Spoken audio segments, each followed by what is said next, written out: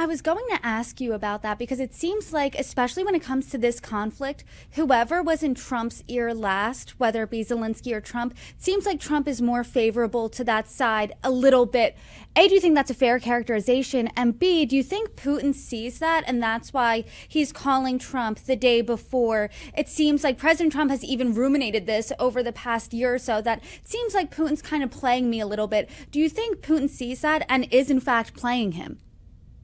I think to a degree he is, and it's not just that Putin is playing President Trump, but in many ways Russia has been playing a lot of its sort of partners and not very friendly partners either over the past years. So it's not necessarily something that Putin is doing vis-a-vis Trump specifically. That said, the Russians have been sort of probing for some flexibility on the US side, because at the beginning, when Trump was coming back to the White House, there was an understanding in Moscow that essentially Trump was going to be seen as far more pro-Kremlin rather than his predecessor, President Biden, and therefore the hopes were very high in Russia that somehow they would be able to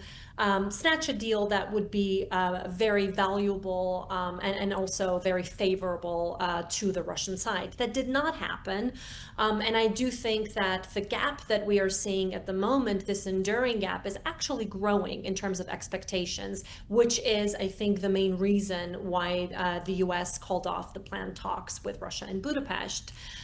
Even, despite that phone call between Presidents Trump and Putin that didn't yield any breakthrough on a ceasefire, there were still hopes that the meeting would happen. And then afterwards, when Secretary of State Rubio spoke with his Russian counterpart, probing for flexibility, it was very clear that Russia would essentially refuse to budge on its key demands,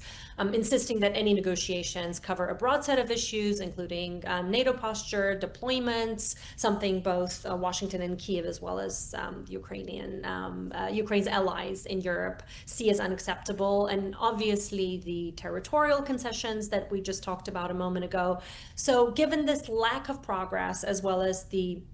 latest announcement of new US sanctions on the Russian energy sector, the summit preparations for